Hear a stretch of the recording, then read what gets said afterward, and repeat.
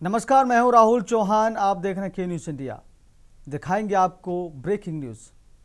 पहली breaking news Ambala जिला खाद्य एवं आपूर्ति नियंत्रक निशांत राठी ने बताया कि जिले में गैस सिलेंडर, पेट्रोल और डीजल की आपूर्ति पूरी तरह से सामान्य है और किसी भी प्रकार की कमी नहीं है। उन्होंने आम जनता से अपील की कि वे अफवाहों पर ध्यान न दें और ज़रूरत के अनुसार ही गैस की बुकिंग करें।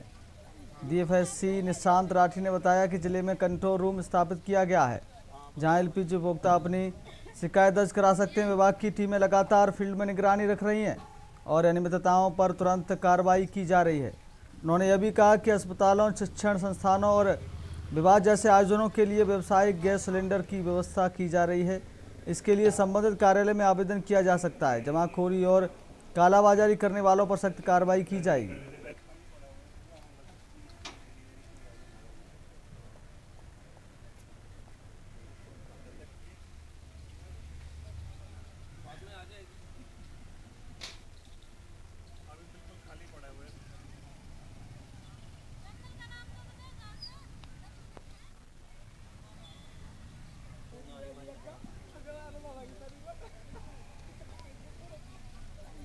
सीधा लेकर चलेंगे आपको। पहले लखनऊ, अखिलेश यादव प्रेस कॉन्फ्रेंस कर रहे हैं, क्या कुछ कह रहे हैं सुनवाते।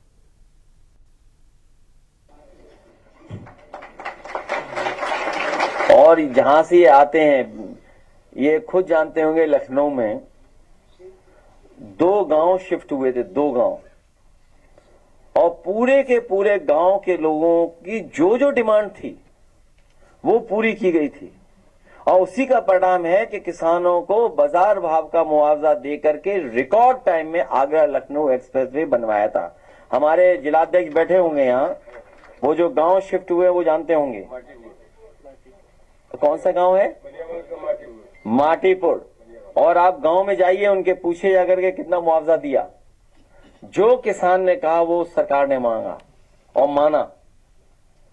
इसलिए भविष्य में किसानों की मदद के लिए, किसानों को सही मुआवजा देने के लिए अगर कोई काम कर सकता है तो समाजवादी पार्टी। पहले भी 64% बढ़ाया था और 4% हम लोगों ने प्लॉट दिया था। और जो एयरपोर्ट बन रहा है, अभी तो फेज 1 बना है, अभी तो फेज 2, फेज 3, फेज 4। ये अच्छा हुआ कि भारतीय जनता पार्टी की पोल खोलने के लिए बहुजन समाज पार्टी के नेता भी आ गए सामने कि जेवर एयरपोर्ट किसने बनवाया है।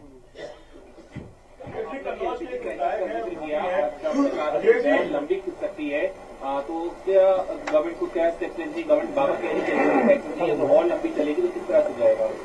हम सरकार को कुछ नहीं बताना चाहते हैं, हम लोग खुद सरकार में आना चाहते हैं।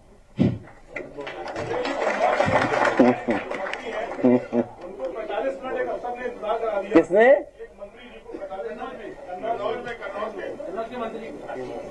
तो सोशल मीडिया पे लगातार सरकार के खिलाफ भी लिख रहे हैं। कौन लिख रहा है? एक कचौड़ी एक समोसा। हमें बीजेपी वालों पे नहीं भरोसा। अभी बदल जाएंगे।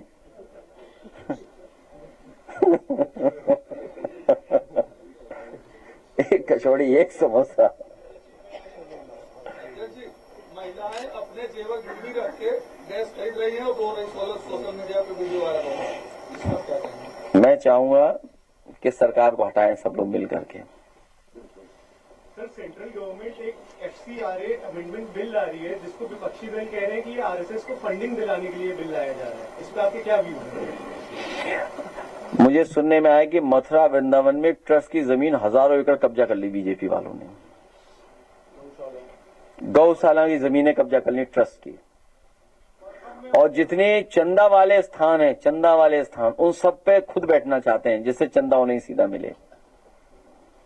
कई केयर फंड, कई ऐसे डोनेशंस वो क्यों स्वीकार किए गए थे? ये भारतीय जनता पार्टी जानबूझ करके जनता को परेशान करने के लिए इस तरह के फैसले समय समय पर भारतीय जनता पार्टी लेती है।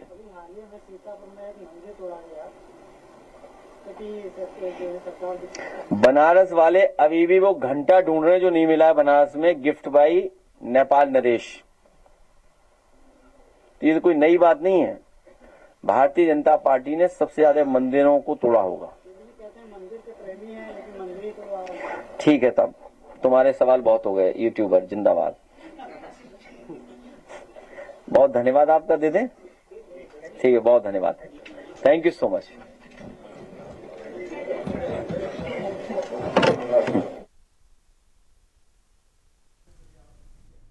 अब बढ़ते हैं खबरों में आगे। खबर गांव अकोदा में स्थित गवर्नमेंट दुलीचंद मॉडल संस्कृति सीनियर सेकेंडरी स्कूल के बाहर गुरुवार को ग्रामीणों ने धरना दिया। वे स्कूल में हुई चोरी के मामले में आरोपी शिक्षक के खिलाफ कार्रवाई और उसके तबादले की मांग कर रहे थे। धरने के कारण स्कूल सुबह खुल नहीं सका और स्टाफ भी अंदर नहीं जा सका। सूचना मिलने पर पुलिस मौके पर पहुंची और समझाने का प्रयास किया। पूर्व सरपंच जितेंद्र और अन्य ग्रामीणों ने कहा कि तब तक स्कूल का ताला नहीं खोला जाएगा जब तक कोई उच्च अधिकारी मौके पर नहीं आएगा। कुछ समय बाद खंड शिक्षा अधिकारी बीईओ जगमाल सिंह पहुंचे और ग्रामीणों को आश्वासन दिया कि यदि पंचायत की ओर से लिखित मांग भी भेजी जाती है तो संबंधित विभाग शिक्षक का स्थानांतरण करवा देगा।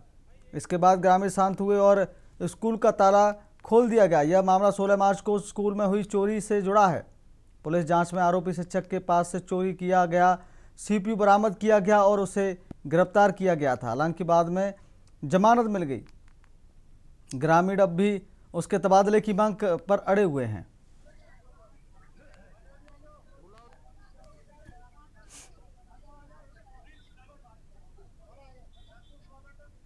सर, यहाँ 1-1.5 साल से लगातार चोरियाँ हो रही है स्कूल के अंदर।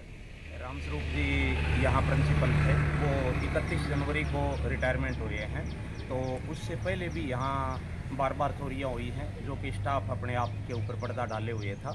और अभी फ़िलहाल 16 फरवरी को दोबारा से यहाँ सीपीयू वगैरह था कोई कंप्यूटर का, वो चोरी हुआ है। और यहाँ अभी एडिशनल चार्ज कुसुमा मैम का है, तो उसने यहाँ एफआईआर दर्ज करवाई पुलिस चौकी आकोदा के अंदर। सर, ऐसा हम यहाँ बैठे हैं, हमारे स्कूल से काफ़ी बार चोरियाँ होंगी, जैसे हमारे सरपंच साहब ने बताया, जितेंद्र जी ने, राकेश जी ने बताया, और ये चोरियाँ काफ़ी दिन से बार बार हो रही हैं। इन चोरियों के ऊपर स्कूल जो है ना अपनी लिपापोती कर रहा है। जैसा भी है कि कंप्यूटर 16 फरवरी को जो चोरी हुआ था, यहाँ की जो कार्यवाहक के इंचार्ज है तुष्मा मैडम, उन्होंने पुलिस को एफआईआर के लिए ऑफर किया था, परंतु उन्होंने उसमें लिपापोती संज्ञान मारी है। साफ जाहिर हो रही है कि उसने कल तक किसी भी अपने सीनियर अधिकारी को इसके बारे में अवगत नहीं करो। इसे साफ जाहिर है कि तुष्मा मैडम इसमें लिपापोती करने की गुंजाइश रखती। करने की का मेन कारण है यहाँ पे स्कूल में चोरी की घटनाएं हैं, बट यह पिछले 1-1.5 साल से बताया जा रहा है, हमें हमारे अब संज्ञान में आया है। काफ़ी चोरियाँ हो चुकी है, गमले चोरी हुए हैं और छोटी मोटी और चीज़ें हुई हैं। बाकी मेन कारण ये अभी सीपीयू चोरी हुआ है। बी ऑफिस में एफआईआर की कॉपी प्राप्त हुई, जिसमें ये बताया गया है कि किसी अननोन ने एफआईआर के अंदर अननोन ने सर कोई बात नहीं अननोन ने जो है विद्यालय में कंप्यूटर रिलेटेड जो भी सामान है उसकी चोरी की गई है। पिछले कुछ दिनों बाद ही उन सभी सामान की रिकवरी हो गई है और जो चोर भी पकड़ा गया है। अगली खबर सीकर जिले के भिराना गांव में स्थित राजकीय उच्च माध्यमिक विद्यालय ने बोर्ड परीक्षा 2026 में शानदार प्रदर्शन करते हुए 100% परिणाम हासिल किया। विद्यालय के वरिष्ठ अध्यापक सत्यनारायण रोलन ने बताया कि इस वर्ष विद्यालय में ऊषा सैनी ने 94%, लक्ष्मी कुमावत ने 92% और खुशी कटारिया ने 87% अंकों के साथ टॉप किया। इसके साथ ही 23 बालिकाएं गार्गी पुरस्कार के लिए चयनित हुई। विद्यालय में जश्न सफलता कार्यक्रम आयोजित किया गया, जिसमें होनहार विद्यार्थियों का माला, साफा और मिठाई खिलाकर स्वागत किया गया। कार्यक्रम में संस्था प्रधान भंवरलाल कवड़िया, व्याख्याता ब्रजेश चौहान, झबरमल बगड़िया, शिक्षक राजेश चौधरी, करण सिंह और अन्य प्रबुद्धजन उपस्थित रहे। इस अवसर पर नादान सिंह ने विद्यालय के उत्कृष्ट प्रमाण पर आभार व्यक्त किया।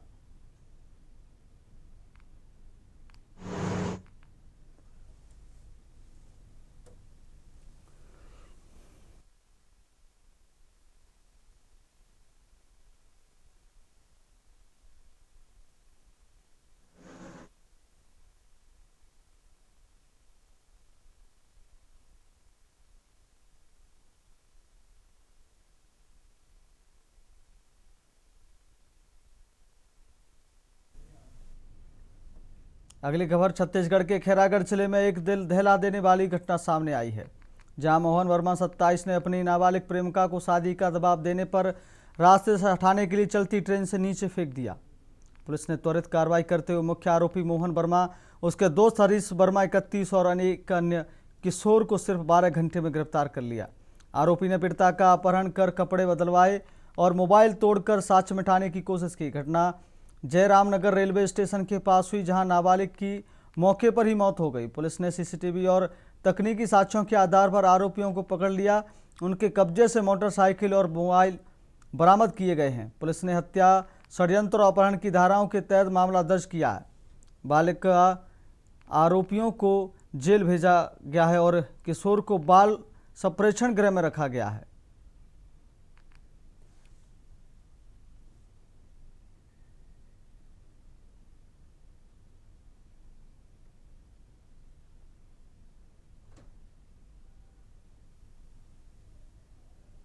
उनतीस मार्च 2026 को थाना खैरागढ़ में प्रार्थी शैलेंद्र वर्मा ने आके रिपोर्ट दर्ज कराया कि एक दिन पहले उसकी पुत्री, नाबालिग पुत्री, शादी कार्यक्रम में गई हुई थी। शादी कार्यक्रम से ही रात को नहीं दिख रही है, तो इस पे 137(2) धारा BNS एवं 133/26 अपराध क्रमांक पंजीबद्ध किया गया।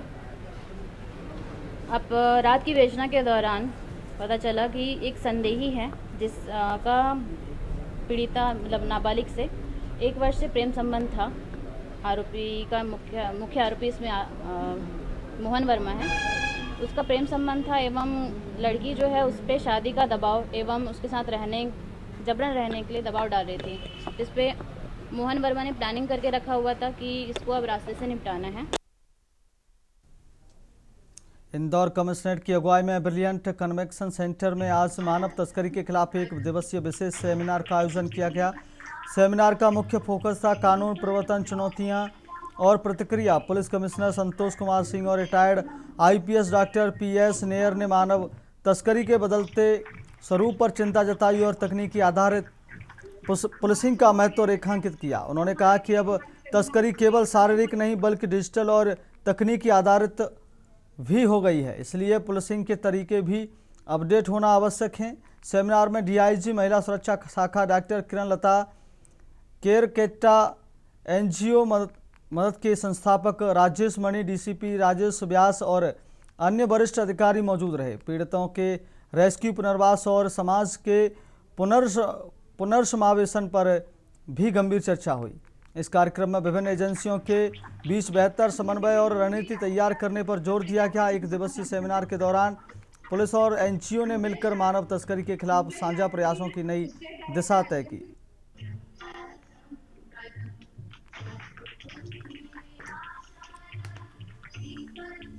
ये मध्य प्रदेश पुलिस की तरफ से इंडो पुलिस कमिश्नर इनिशिएटिव लेकर के जो काम चला रहा है, बहुत अच्छा काम है, बहुत अच्छा इनिशिएटिव है।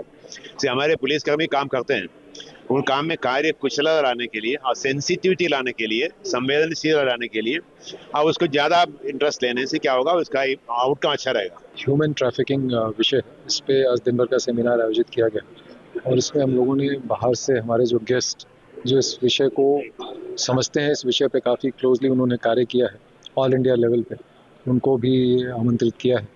जो हमारे एक्स IPS ऑफिसर हैं डॉक्टर PM नायर साहब हैं, इसमें हमने एकेडमिक्स फील्ड से भी लोगों को लिया है और जो NGOs जो कार्य कर रहे हैं इस क्षेत्र में उनके लोग भी हैं। हमारे सभी ऊर्जा डेस्क जो हम प्रत्येक थानों में चलाते हैं हमारे महिला अधिकारियों पे, उनके जो प्रभारी हैं वो हैं हमारे सभी सीनियर ऑफिसर्स हैं। अगली खबर बलिया से। बलिया में निजी अस्पतालों में इलाज के दौरान हो रही कथित लापरवाही और मौतों को लेकर छात्र राजनीति गर्मा गई है। गुरुवार को Satish Chandra college, TD college, Kunwar Singh के मुख्य द्वार के सामने सड़क पर छात्रों ने जिला प्रशासन के खिलाफ जोरदार विरोध प्रदर्शन किया और प्रतीकात्मक पुतला फूंका। वहीं छात्र नेताओं का कहना है कि अपूर्वा नर्सिंग होम में हुई हालिया घटना को 10 दिन से अधिक का समय बीत चुका है, लेकिन अभी तक किसी भी दोषी डॉक्टर की गिरफ्तारी नहीं हुई है। आरोप लगाया गया कि अपूर्वा नर्सिंग होम की डॉक्टर ज्योत्सना सिंह, उनके परिवार या डॉक्टर रोहन गुप्ता जैसे किसी भी डॉक्टर पर अब तक कोई ठोस कार्रवाई नहीं की गई है। प्रशासन ने अस्पताल सील के नाम पर सिर्फ औपचारिकता पूरी किया है। हमारी मांग है कि दोषियों को तुरंत गिरफ्तार कर जेल भेजा जाए।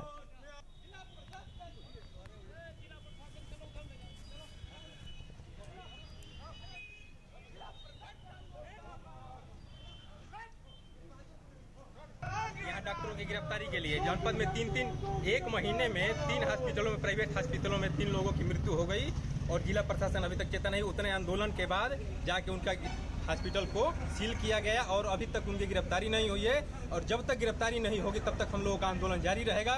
पूर्वांचल छात्र संघर्ष समिति आंदोलन करती रहेगी और अगली कतार में अभी तक हम लोग ये आंदोलन संवैधानिक और गांधीवादी तरीके से कर रहे हैं, लेकिन ये आंदोलन के बाद हमें चक्का जाम और छात्र कर्फ्यू भी होगा। ये पुतला दहन विगत महीने में 3 हत्याएं हुई हैं डॉक्टरों के द्वारा, जिनकी अभी गिरफ्तारी नहीं हुई है, जिन पे 302 का मुकदमा दर्ज है, जो कि जघन्य अपराध में आता है। फिर भी डॉक्टर गिरफ्त से बाहर है प्रशासन के। इसीलिए हम लोगों ने प्रशासन का पुतला दहन किया है आज, ताकि ये प्रशासन जगे और अभी भी गिरफ्तार करे और पीड़ितों को न्याय मिले। वक्त हो गया छोटे से ब्रेक का। ब्रेक के बाद फिर हाजिर होंगे।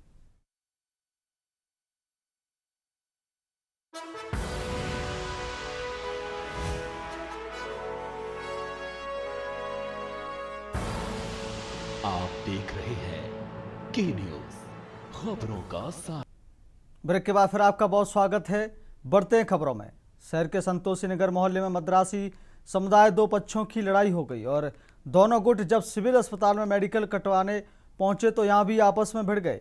इमरजेंसी वार्ड के बाहर लड़ाई होती देख अस्पताल के स्टाफ से सिक्योरिटी और संबंधित थाने की पुलिस को सूचित किया। संतोषी नगर की रहने वाली मोनिका ने बताया कि मोहल्ले के ही रहने वाले सुधीर ने पहले रात 8 बजे के करीब उसके साथ छेड़छाड़ की। उसने आरोपी को रोका और छेड़छाड़ का विरोध किया। इस दौरान उसका पिता भी आ गए। इसके आरोपी ने पिता पर हमला कर दिया। वह परिवार के साथ सिविल अस्पताल में मेडिकल करवाने पहुंचे तो वहां पर पहले से दूसरा गुट के सदस्य उन्हें देखकर गालियां देने लगे। युवती ने बताया कि जब उसका विरोध किया तो आरोपी युवक ने परिवार सहित अस्पताल के अंदर ही उनके साथ मारपीट शुरू कर दी। उसकी मां ने बचाव की कोशिश की तो उसके हाथ पर किसी चीज़ से प्रहार किया, जिससे हाथ में चोट आई है। उसने कहा कि हैरान करने वाली बात यह है कि सुरक्षाकर्मियों और पुलिस पर भी मदद न करने और उल्टा उन्हें ही प्रताड़ित करने का गंभीर आरोप लगाए हैं। थाना डिवीजन 4 से पहुंचे एसआई सुखवंत सिंह ने कहा कि उनको डॉक्टर का फ़ोन आया था कि 2 पार्टियां एमएलआर कटवाने के लिए आई हैं। इनमें बहसबाजी हो रही है। सिविल अस्पताल में लड़ाई का माहौल है। डॉक्टरों की सूचना पर वह यहां पहुंचे हैं। उनके सामने सिविल अस्पताल में कोई झगड़ा नहीं हुआ है।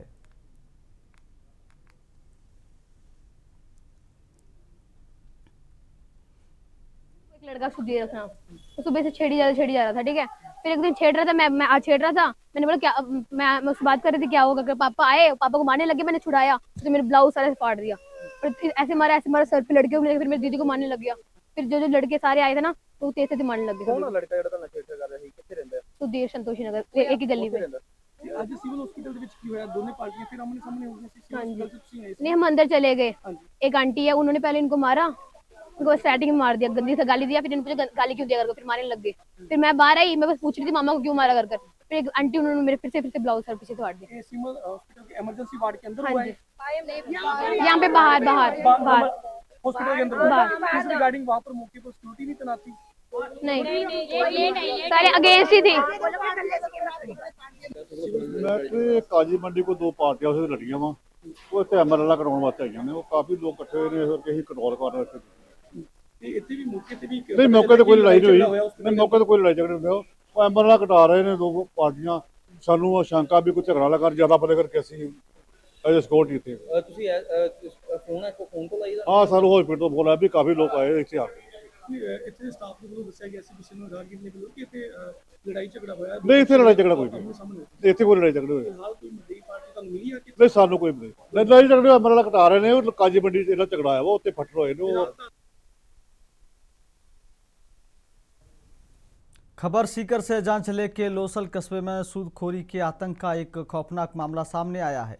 यहां वार्ड नंबर 9 के निवासी 57 वर्षीय छिगनलाल ने सूदखोरों को प्रताड़ना से तंग आकर मौत को गले लगा लिया।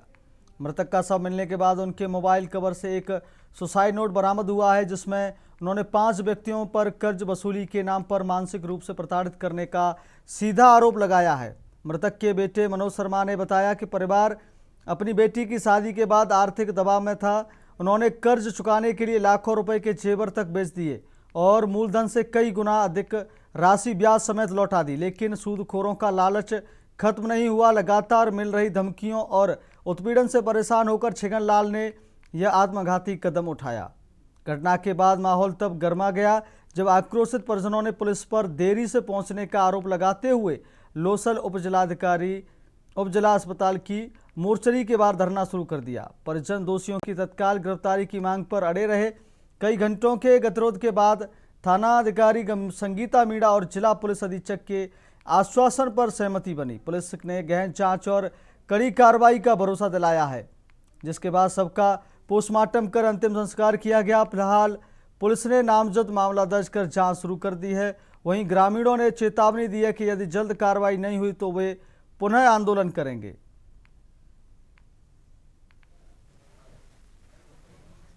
31 मार्च 2026 को सुबह उन्होंने आत्महत्या की है। मेरे परिवार में मेरी मम्मी ने कुछ पैसे उधार लिए थे लोगों से, जो लिए थे 15 से 20 लाख के समथिंग, और उनका सूदखोरी ब्याज के हिसाब से 1.5 करोड़ रुपए उनको हम लोग ब्याज दे चुके हैं। मूल से भी 5-6 गुना ज़्यादा उनको हम लोग दे चुके हैं। उसके बावजूद भी हम लोगों से वो रेगुलर ब्याज वसूल रहे थे, धमकियां दे रहे थे। अभी ये सूचना मिली थी हमें और परिजन है, इन्होंने रिपोर्ट दी है। रिपोर्ट पे मुकदमा दर्ज कर लिया है और ये अनुसंधान का विषय है। बाद अनुसंधान जैसी भी कार्रवाई होगी लीगल कार्रवाई करेंगे और यदि कोई सस्पेक्ट है, किसी ने कुछ किया है, तो उसके खिलाफ कानूनी कार्रवाई आवश्यक रूप से की जाएगी।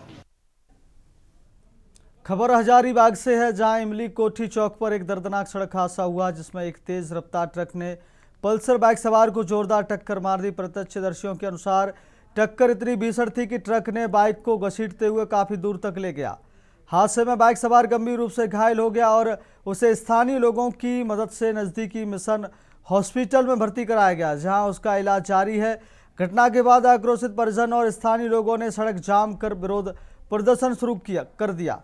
उनका आरोप है कि नो एंट्री के नियम के बावजूद भारी वाहन इस मार्ग से गुजरते हैं, जिससे रोजाना इस प्रकार की दुर्घटनाएं हो रही हैं।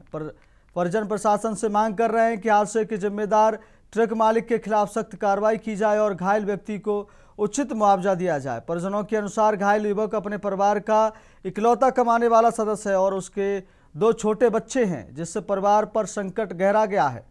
प्रशासन द्वारा लोगों को समझाने का प्रयास जारी था, जबकि दुर्घटनाग्रस्त ट्रक और बाइक को सड़क से हटाने का काम भी चल रहा था। हादसे ने इमली कोठी चौक के राहगीरों और आसपास के लोगों में चिंता बढ़ा दी है।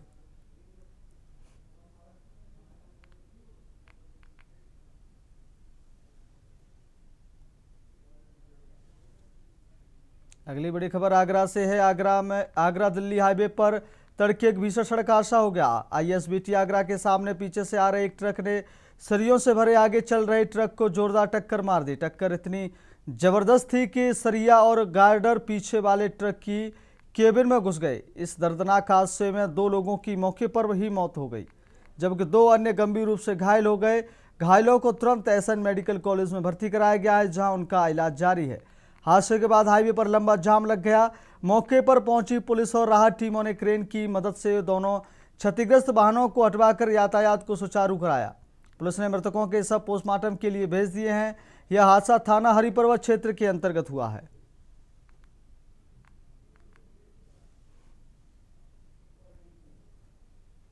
बुलंदशहर के अहमदगढ़ इलाके में एक किशोर का शव कुएं में मिलने से हड़कंप मच गया। 17 साल का अनमोल 29 मार्च को संदिग्ध हालत में घर से लापता हो गया था।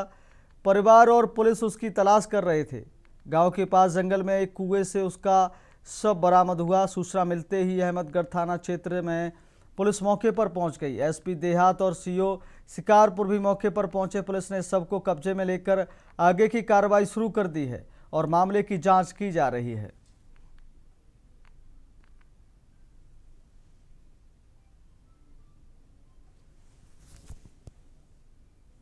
महाराजगंज जनपद में प्रेम प्रसंग के चलते ट्रेन के आगे कूदकर नवयुवक और युवती ने जान दे दी। संदिग्ध रूप से रेलवे ट्रैक पर बैठे दोनों युवक और युवती ने गोरखपुर इंटरसिटी एक्सप्रेस के सामने कूदकर जान दे दी। इलाके में सनसनी मच गई। इंटरसिटी एक्सप्रेस के ड्राइवर ने घटना की पूरी जानकारी RPF हरेंदा को दी।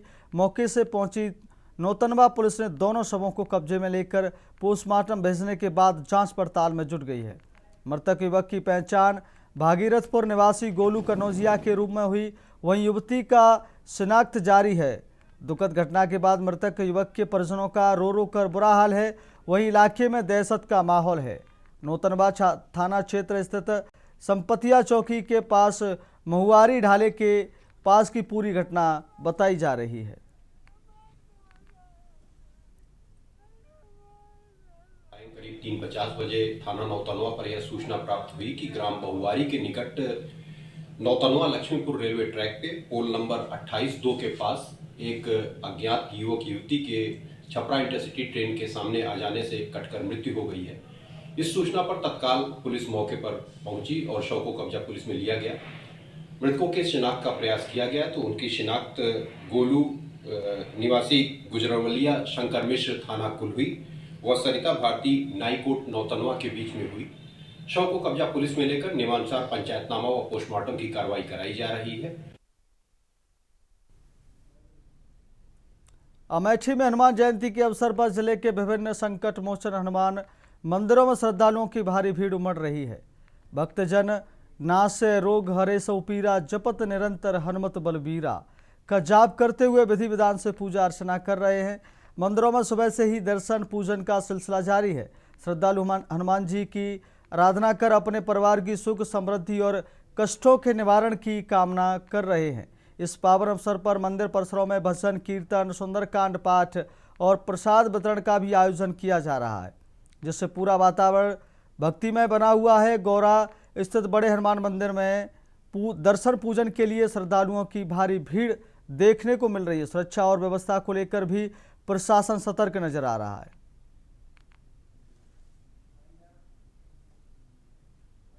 फिलहाल मेरे साथ इतना ही। देखते रहिए के न्यूज इंडिया। नमस्कार।